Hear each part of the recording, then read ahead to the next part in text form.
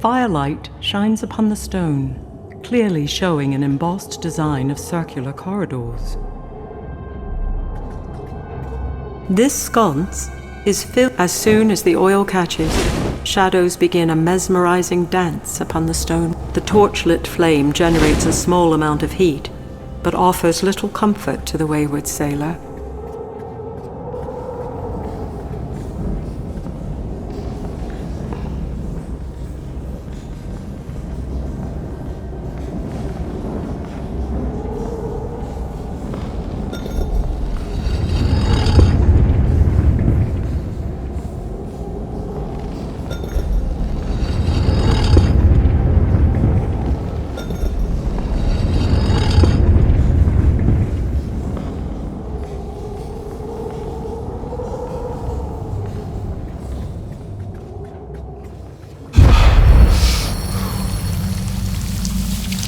Milice file caparase.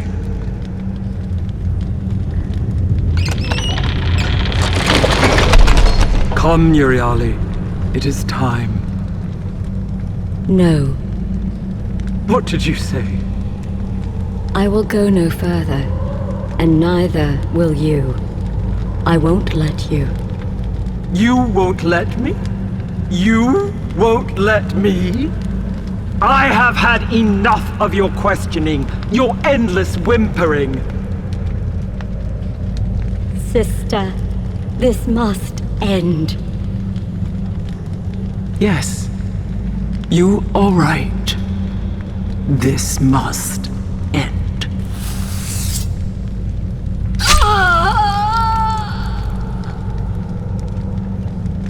What have you done, Zeno? What was required. Goodbye, Euryale.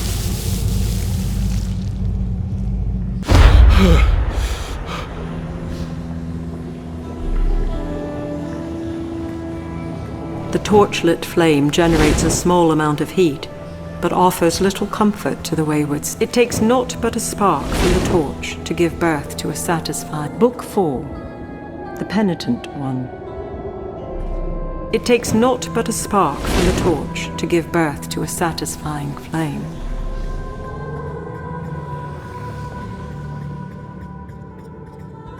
As soon as the oil catches, shadows begin a mesmerizing dance upon the stone walls.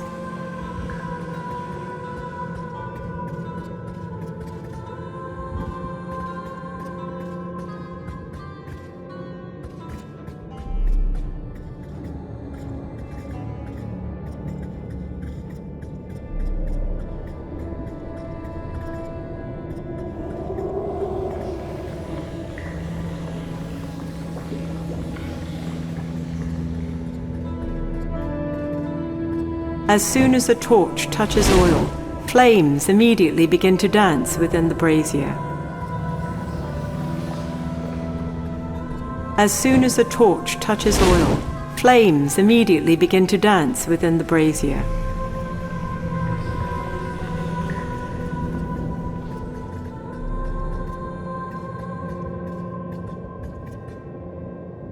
The oil takes a moment before catching, begetting a fine fire. This wooden door, its planks bound by iron bands, contains no handle, no keyhole. Thanks to the gift of sight granted to him by the witches, Argonus recalls and recites the words spoken by Stheno. Μίλησε φίλε και πέρασε. As the doors part, the smell of blood rises to greet him.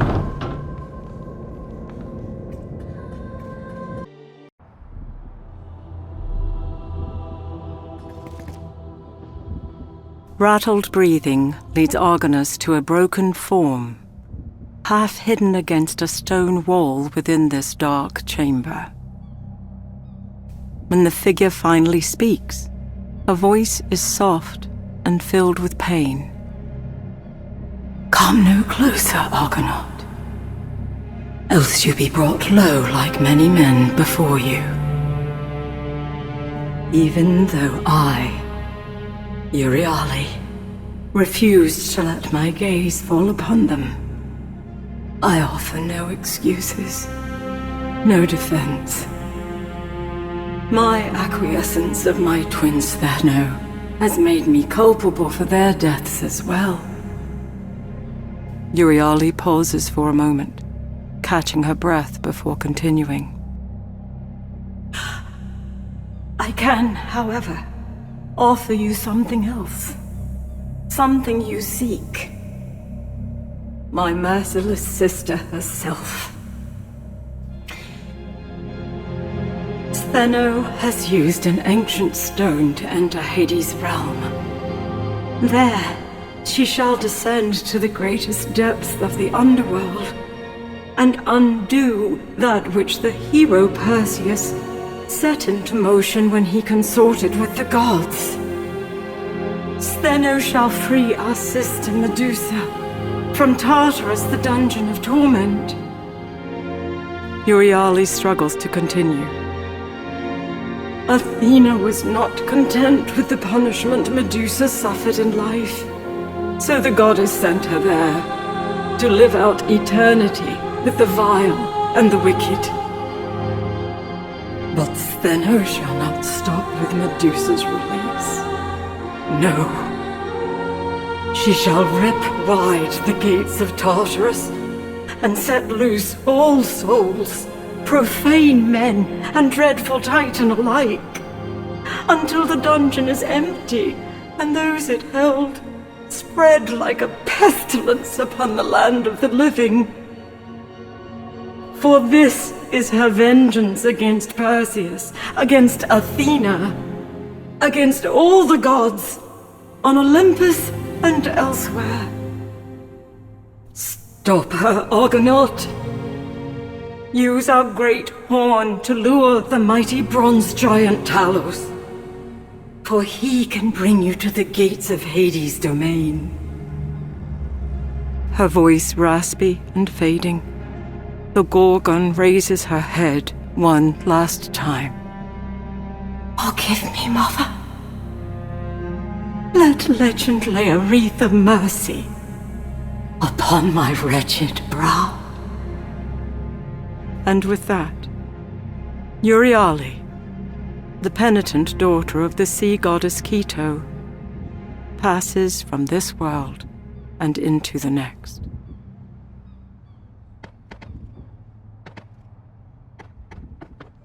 The Gorgon Euryale has followed her sister into the underworld, all forged in bronze.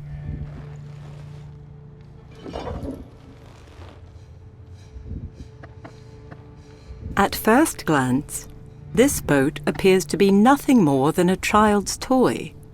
However, upon closer examination, it is quite familiar. 'Tis the faithful Argo.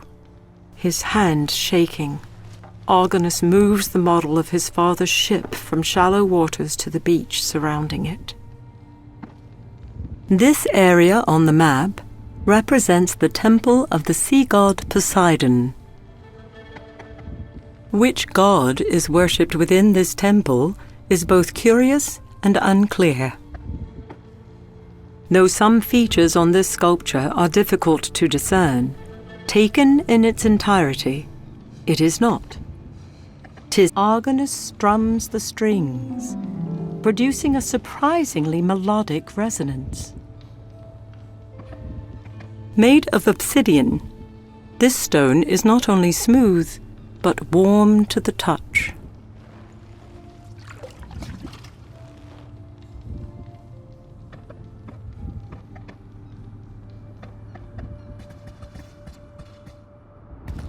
If the size of this gold-tipped horn is indicative of the animal from whence it came, the beast must have been enormous indeed. Argonus presses his lips to the horn. While impressive, the deep sound fails to draw out that of which Euryale spoke.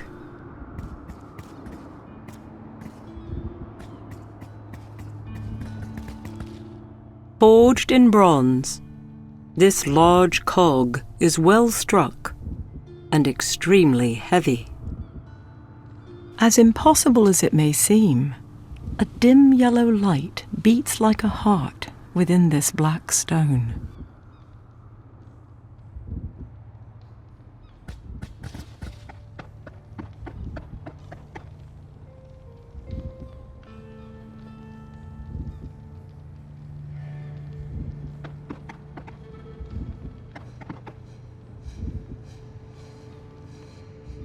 As soon as Argonus moves the stone to the temple, the room falters and everything goes dim.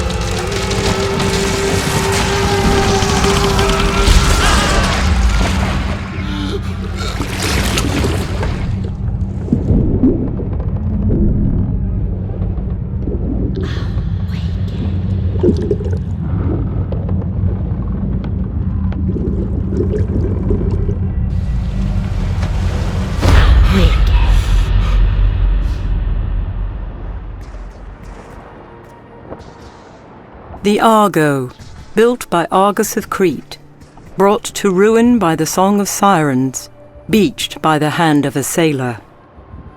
Both the turtle-shelled body of this lyre and its threaded strings are covered in sea salt.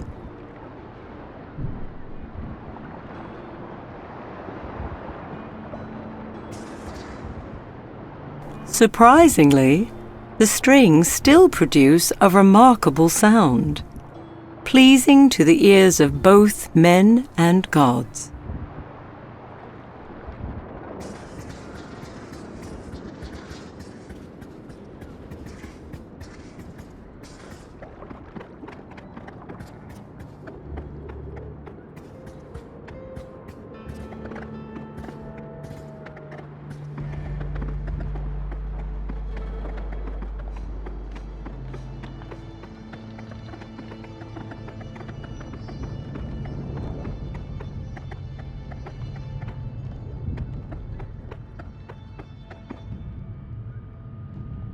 Once the stone is held within the light, the world around Argonus wavers.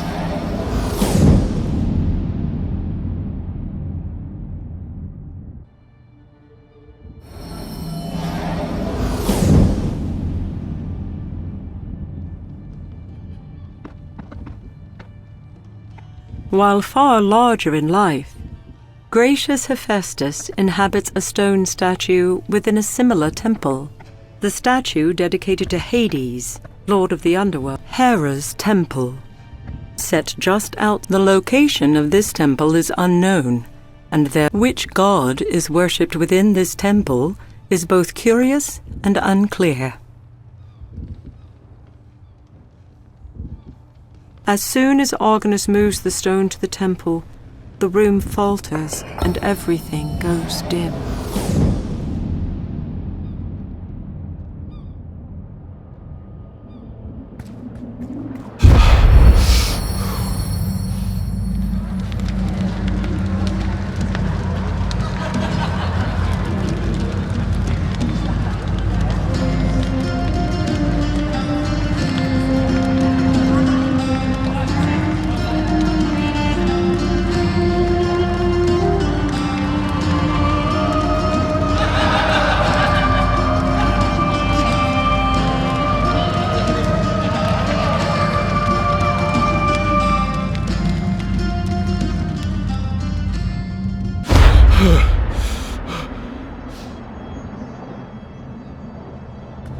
Argonus holds out his hand and calls upon the power of the daimon.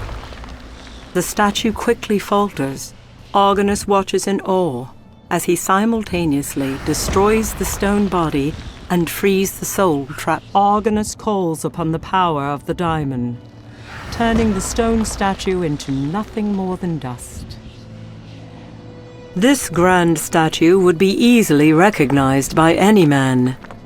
'Tis the god Apollo. Argonus is unsurprised when the sculpture of Apollo stirs. After all, he has come to expect such things upon this enchanted isle. What does startle him, however, is how casually the son of Zeus dismisses him out of hand. How is it that a mere sailor may enter my temple and approach Apollo in such a manner, his hands empty of tribute, no song upon his lips?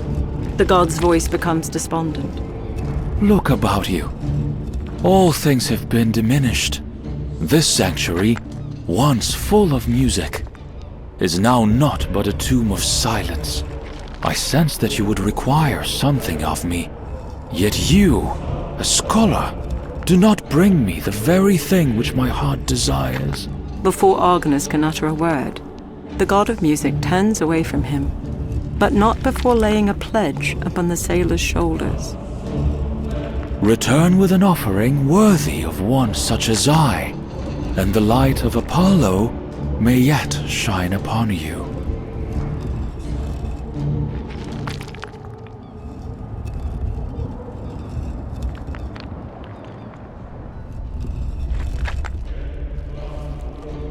As soon as Argonus lays the lyre at the feet of the statue, the god of truth and prophecy awakens once again.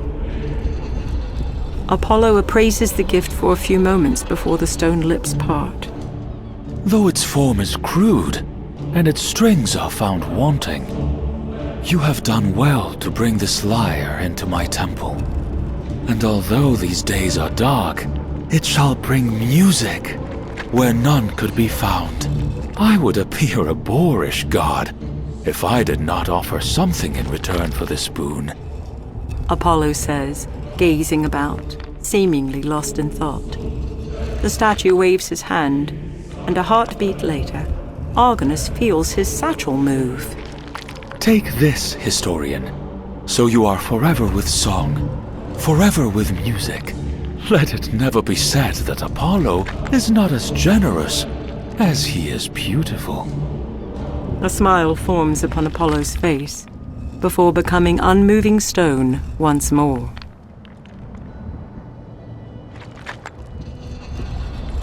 This shell was given by the god Apollo.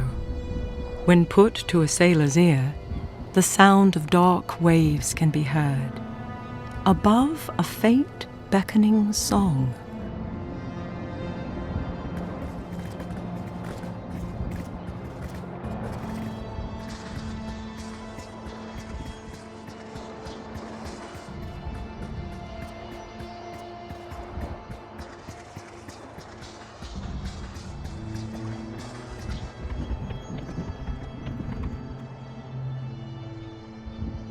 Amidst bold heroes, none rose above great Admetus, who now stands bewitched within a husk of stone and clay. The power of the diamond surges through Argonus, destroying the stone statue and sending the soul within it to the underworld. The hull of this ship has been crushed. Whether this was the result of sharp rocks is unclear.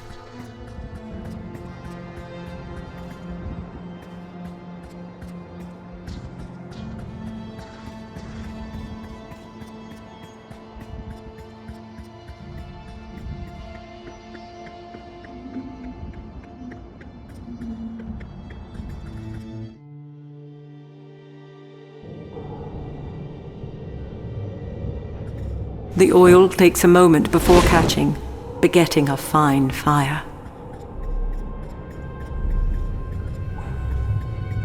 As soon as the oil catches, shadows begin a mesmerizing dance upon the stone walls.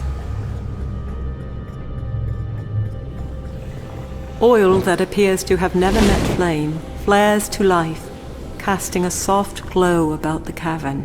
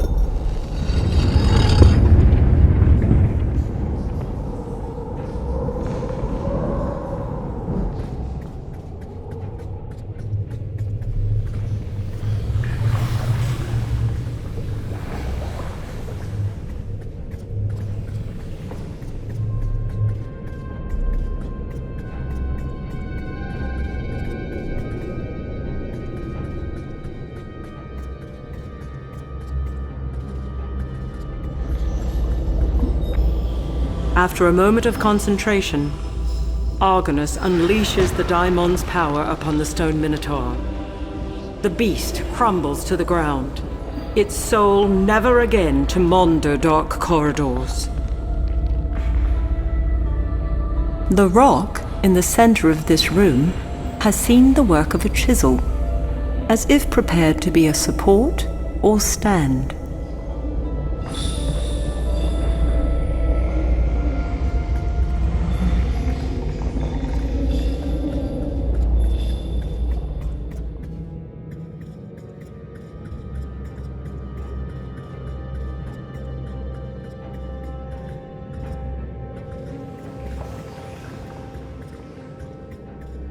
As soon as a torch touches oil, flames immediately begin to dance within the brazier.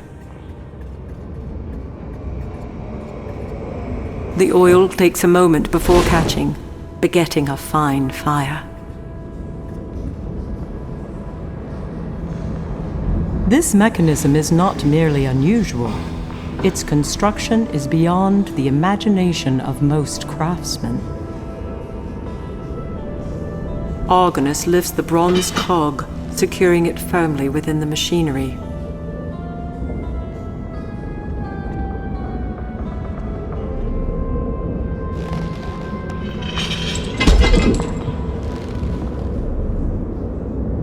Argonus pulls the wooden handle, and with a groan of protest, the platform beneath his feet begins to move.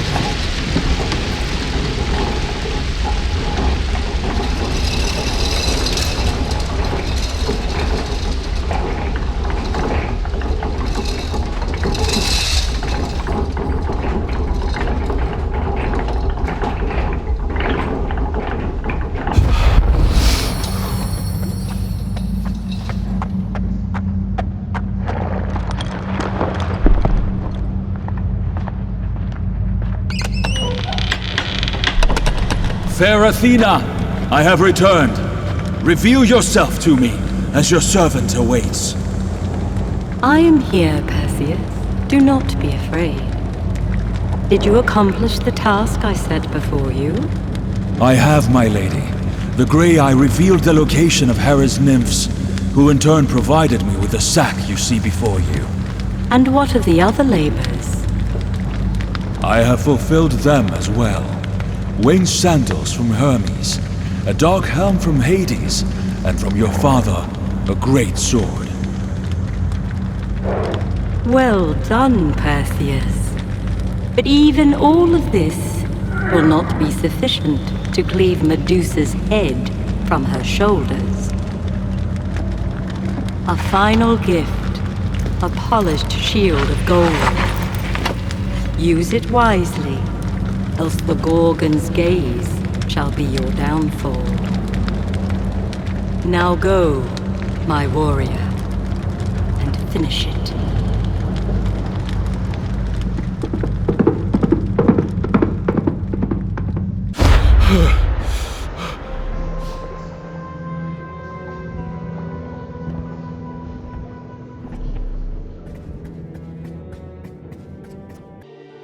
Entranced, Argonus moves unconsciously forward, drawn to the lilting sound of the siren's call.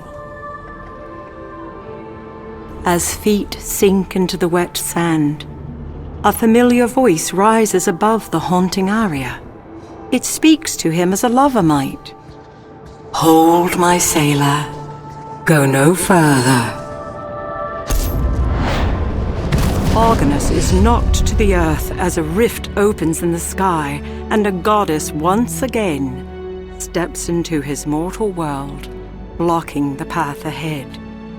The beckoning ballad momentarily fades from his ears, only to be replaced by Athena's words of quiet rebuke. "Argonus," she says, shaking her head, her eyes kind. "Is this what fair Athena has become? A map-maker's keeper? A deliverer of historians? You, of all men, know that no living creature can resist the web that the daughters of Achelous spin.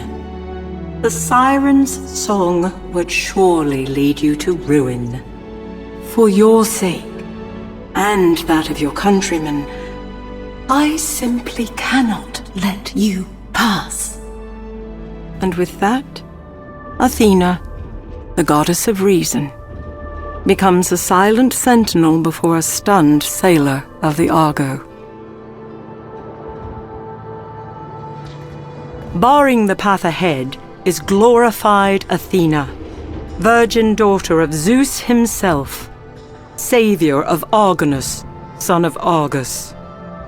She will let no mortal man pass, only to fall victim to the siren's bewitching song.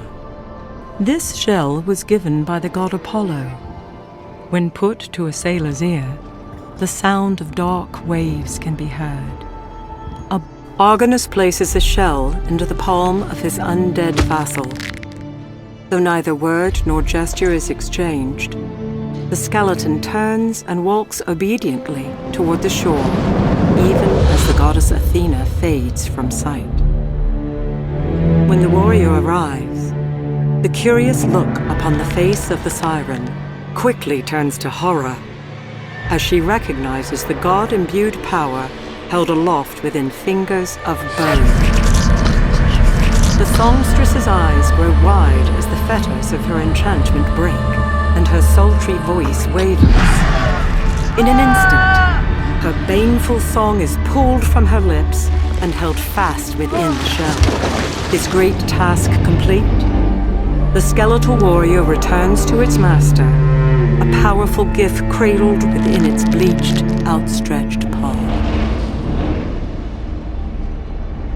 As soon as Argonus takes the shell from the skeleton's bony grip, the Hydra's heart within its breast shatters.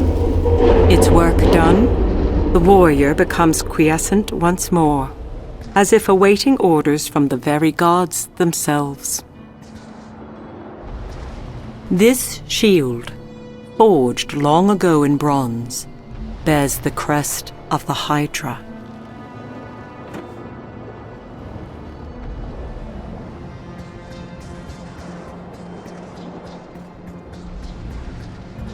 Doubtlessly drawn to the rocks by the same lilting aria that doomed the Argo herself, this ship is no more.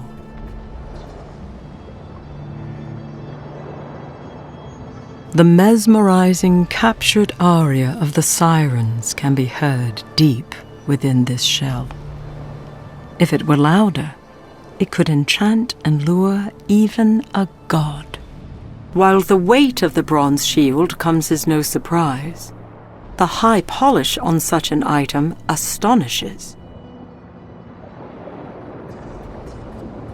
A semblance of Pasiphae, the immortal daughter of the sun god Helios, guards the entrance into this mountain. This statue is of Minos, the king of Crete, and son of Zeus and Europa.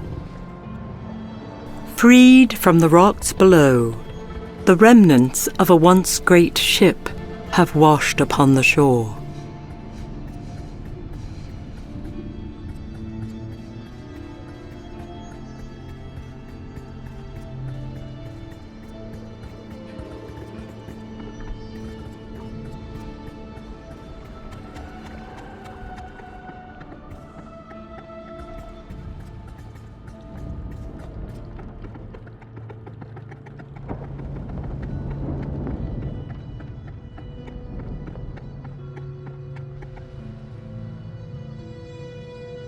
Once the stone is held within the light, the world around Argonus wavers.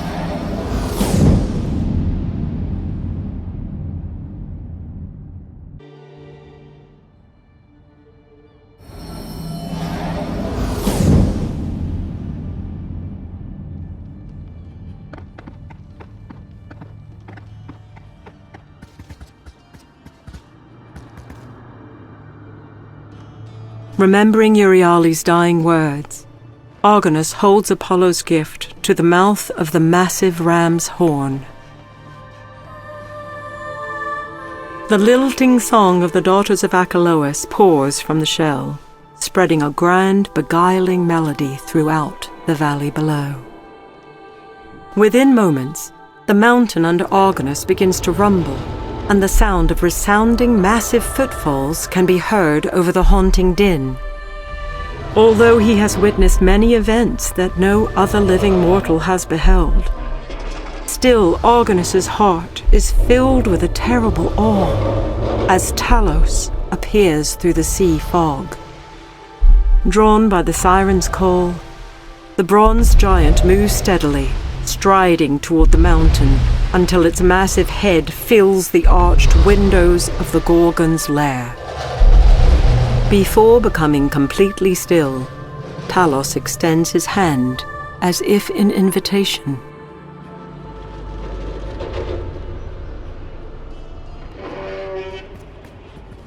Sensing a finality to his quest, Argonus does not disappoint the giant. With a deep breath, the sailor steps hesitantly onto the immense bronze palm. Argonus girds himself as if bracing for the crash of a mighty wave, and great Talos turns from the mountain and begins moving once again. As the giant lumbers, far above the dark sea below, the air around Argonus becomes heavy, and the skies part at the bidding of his guardian goddess. Athena, once again revealed in glory, smiles as she speaks. Argonus, my hero, my warrior. You have done what no man has done before you. Yes, you are nearly there. But where you now go, fair Athena cannot. Do not lose heart, for my promises are true, and your brethren await you. Again I say, do not despair, for you have proven yourself time and again, and neither Stheno nor the gates of Hades' realm can hinder you. The goddess lifts her hand in a final blessing as the rift closes about her and she fades from view. Fare thee well, sailor of the Argo. Fare thee well.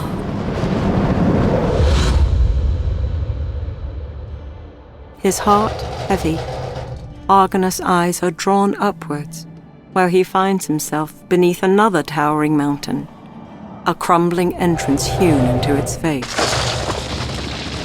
Talos moves his massive hand until it scrapes stone, allowing Argonus to climb down. His task done, the bronze giant turns and slowly walks toward the very sea that holds dear the heart of Argonus.